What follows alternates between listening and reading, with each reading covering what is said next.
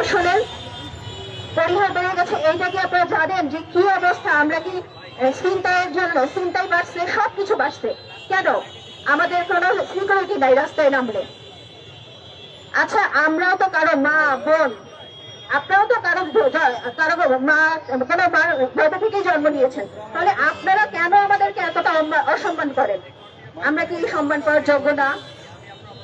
আমাদের ছোট ছোট বাচ্চা আছে, আমাদের স্বামী যাওয়ার পরে এই ছোট ছোট বাচ্চাদের আমরা যে কিভাবে মানুষ করতেছি সেটা শুধু আমরা জানি। আমাদের অনেক বোনরা শ্বশুর বাড়ি থেকে বিতাড়িত হয়েছে। 7টা মাস হলো না, যেই 7 মাস আগেও আমাদের একটা সুখের সংসার ছিল, শ্বশুর বাড়িতে আমরা আদরে আহ্লাদে ছিলাম। আজ আমরা প্রতিনিয়ত তাদের কাছে অপমানিত হচ্ছি। ছেলে না যেতে যেতে আমাদের কেন এত অপমান করা হবে? এটা ঠিক না। নারীদের ন্যায্য অধিকারটা, ন্যায্য সম্মানটা সব জায়গায় দেয়া হোক। আর যেই আন্দোলনের ডাকে সারা দিলে আমাদের হাজবেন্ডরা, আমরা সব সময় চাইব যে এই ভাইয়াদের আপুদের সহযোগ আমাদের সাথে যেন থাকে, তারা যেন সবসময় আমাদের দিকে দৃষ্টিকোণটা রাখে। এইখানে আপনারা আমাদেরকে আজকে সম্মান জানিয়েছে, আমরা এসেছি। তারপরে আমরা আমাদের জায়গা থেকে আমাদের কিছু আজকে কথা বলে যাব। আপনারা প্লিজ আমাদেরকে এইভাবে একা ছেড়ে দিতে পারেন না।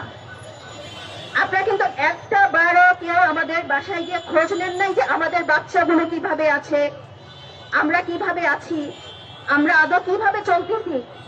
এই 7টা মাস ধরে একটা বার আমাদের কেউ খোঁজ নেয় নাই। ঠিক আছে?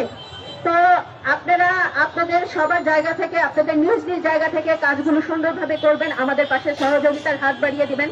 অবশ্যই সুন্দর দেশ গড়ার জন্য আমরাও আপনাদের সাথে আছি। যেভাবে সুন্দর দেশ গড়ার জন্য আমাদের হাজবেন্ডরা জীবন দিয়ে গেছে, সুন্দর একটা দেশ আমরা সবাই চাই, সুন্দর একটা রাষ্ট্র আমরা সবাই চাই। সেখানে যদি আমরা নিজেরাই সম্মান না পাই, শহীদ পরিবার হেনস্থা হয় প্রতিনিয়ত, তাহলে আপনাদের পাশে আমরা কি করে থাকবো? কি করে আশা করেন যে আমরা আপনাদের সাথে সবসময় থাকবো? আগে নিজে সম্মান পাবো, তারপরে আমরা সবাইকে সম্মান দেওয়ার চেষ্টা করব। আমাদেরকে এইভাবে আর কখনো হেনস্থা করেন না, এইভাবে আমাদেরকে আর পথে নামিয়েন না। সবাইকে তার ন্যায্য অধিকারটুকু বুঝিয়ে দিয়েন। এই নারী দিবসে আজকে প্রত্যেক নারীর প্রতি শ্রদ্ধা জানিয়ে আমি আমার বক্তব্য এখানেই শেষ করছি। ধন্যবাদ। এই মুহূর্তে আমাদের সামনে সংক্ষিপ্ত বক্তব্য দিবেন শহীদ অপুর ওয়াইফ আমেন আপা। আমি অনুরোধ করছি ওনাকে ওনার বক্তব্য উপস্থাপন। হ্যালো, আসসালামু আলাইকুম। আমি মনে করেন আমার স্বামী, আমি তো কথা বলতে পারি না, বাসা নাই আমার বাবা। আমার স্বামীর নাম হলো মনিরুল ইসলাম অপু। আমার এত 2টা ছেলে ছিল, একটা ছেলের বাইরে গেছিলাম, আমার একটা ছেলে। আমরা খুব অসহায়, আমরা কেউ মনে করেন বাসে কিন্তু দিন গিয়ে দেখে না যে কিভাবে আছে, কিভাবে চলতেছে, কিভাবে হানা দানা করতেছে।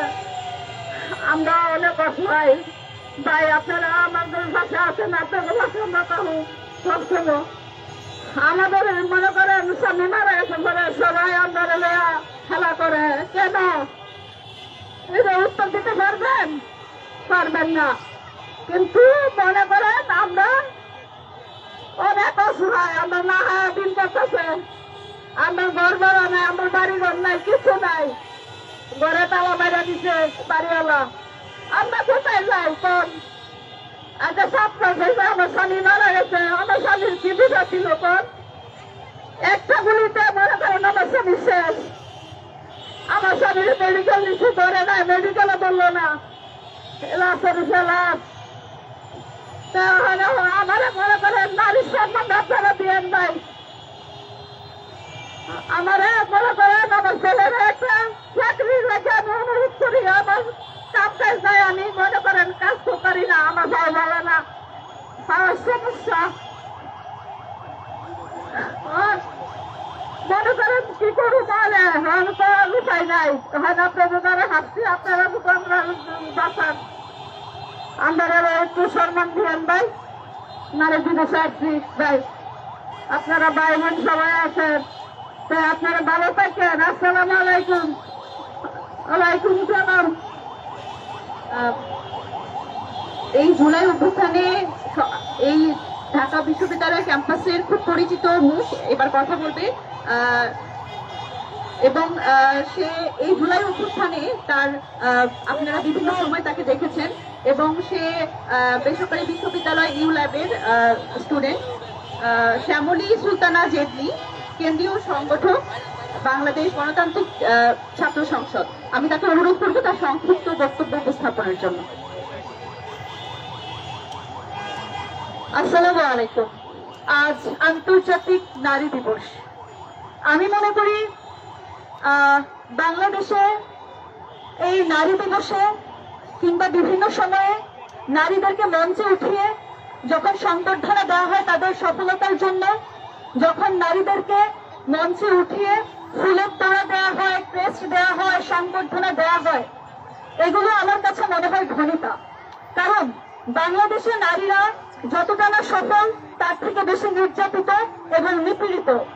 দু চারজনের সফলতার গল্প শুনিয়ে হাজারো হাজারো নারীর নির্যাতনের, নিপীড়নের গল্পকে আমরা পিছিয়ে রাখি, নির্যাতনের গল্পকে আমরা সামনে আসতে দিই না। আপনারা জানেন বিগত কয়েক মাসে বাংলাদেশে নারীর প্রতি সহিংসতা বেড়েই চলছে। নারীরা পারিবারিক সহিংসতার শিকার হচ্ছে, নারীরা নানাভাবে নির্যাতিত হচ্ছে, নিপীড়িত হচ্ছে, এমনকি জঘন্য অপরাধ ধর্ষণের শিকার হচ্ছে। আপনারা পত্রপত্রিকার পাতা উল্টালে দেখতে পাবেন মুন্সিগঞ্জের লোহগঞ্জে এক গৃহবধূকে দলবদ্ধভাবে ধর্ষণ করা হয়েছে। আপনারা দেখতে পাবেন পটুয়াখালীতে 10ম শ্রেণীর এক ছাত্রীকে বাসা থেকে তুলে নিয়ে ধর্ষণ করা হয়েছে। আপনারা এও দেখতে পাবেন কিশোরগঞ্জে 7ম শ্রেণীর এক শিক্ষার্থীকে ধর্ষণ করার চেষ্টা করা হয়েছে। এবং সর্বশেষ না বললেই নয়, মাগুরার আমাদের ছোট্ট শিশুর প্রাণ, আমাদের আসিয়া, 7 বছরের আসিয়া, সেও বাংলাদেশের এই নরপিচাসের হাত থেকে রক্ষা পায়নি, তাকেও ধর্ষিত হতে হয়েছে এবং সে ঢাকা মেডিকেলে তার জীবন নিয়ে এখন আশঙ্কাজনক অবস্থাতে আছে। আমি একটা কথাই বলবো, জুলাই আগস্টে আপনারা দেখেছেন, আমরা দেখেছি, নারীদেরকে আপনারা অনুপ্রাণিত করেছেন, নারীদেরকে আপনারা সম্মুখ সারিতে আসার জন্য উদ্বুদ্ধ করেছেন, কিন্তু 5ই আগস্টের পরবর্তী সময়ে আমরা দেখতে পাচ্ছি আপনারা নারীদেরকে পিছিয়ে রাখছেন, নারীদের নিরাপত্তা আপনারা নিশ্চিত করতে পারছেন না। বাংলাদেশ নামক যে রাষ্ট্রে আমরা বসবাস করি, এই রাষ্ট্রকে একটা অথর্ব রাষ্ট্রে পরিণত করেছে এদেশের আইন প্রশাসন, আইন শৃঙ্খলা বাহিনী, এদেশের স্বরাষ্ট্র উপদেষ্টা। আমরা জানি ইসলামিক বিধানে আছে, ইসলামিক আইনে আছে, যদি কোনো নারী কিংবা কোনো শিশু পুরুষ কর্তৃক ধর্ষণের শিকার হয় তাহলে তাকে জনসম্মুখে পাথর নিক্ষেপ করে হত্যা করতে হবে। আমরা জানি বাংলাদেশ শিশু ও নারী নির্যাতন দমন আইন 2000 সালে যেটা প্রণীত হয়েছে, সেখানে ধারা 9 উল্লেখ করা হয়েছে, যদি কোনো নারী কিংবা শিশু ধর্ষণের শিকার হয় তাহলে তার ধর্ষণকারীকে যাবজ্জীবন কারাদণ্ড দিতে হবে অথবা মৃত্যুদণ্ড দিতে হবে। কিন্তু এই রাষ্ট্রের কাছে আমার প্রশ্ন, এই স্বরাষ্ট্র উপদেষ্টার কাছে আমার প্রশ্ন, রাষ্ট্রের আইন শৃঙ্খলা বাহিনী যারা রয়েছে তাদের কাছে আমার প্রশ্ন, আপনারা কয়জন ধর্ষণকারীকে গ্রেফতার করেছেন? যখন একটা ধর্ষণের ঘটনা ঘটে, আমরা ধর্ষণকারীকে দেখতে পাই, যাকে ধর্ষণ করা হয়েছে, যে ধর্ষিতা তাকে আমরা দেখতে পাই, কিন্তু যে ধর্ষণ করেছে তাকে গ্রেফতার হতে আমরা দেখি না। আমি স্পষ্ট করে বলে দিতে চাই, আমি বাংলাদেশ গণতান্ত্রিক ছাত্র সংসদের কেন্দ্রীয় সংগঠক হিসেবে আছি। আমি স্পষ্ট করে বলে দিতে চাই, দেশের স্বরাষ্ট্র উপদেষ্টাকে বলে দিতে চাই এবং আইন শৃঙ্খলা বাহিনীতে যারা রয়েছে তাদেরকে বলে দিতে চাই, আপনারা অতি দ্রুত যারা নারীদেরকে নির্যাতন নিপীড়নের সাথে জড়িত, যারা ধর্ষণের সাথে জড়িত, গত ফেব্রুয়ারি মাসে বাংলাদেশে অনেকগুলো ধর্ষণের ঘটনা ঘটে গেছে, যারা এসবের সাথে জড়িত আপনারা অতি শীঘ্রই তাদেরকে আইনের আওতায় আনবেন এবং তাদের সর্বোচ্চ শাস্তি নিশ্চিত করবেন। যদি আপনারা সেটা না পারেন তাহলে বাংলাদেশের নারীরা, বাংলাদেশের প্রত্যেক জেলার নারীরা এই দায়িত্ব বুঝে নিবে, আপনারা তাদের উপর দায়িত্ব ছেড়ে দেন। ধন্যবাদ।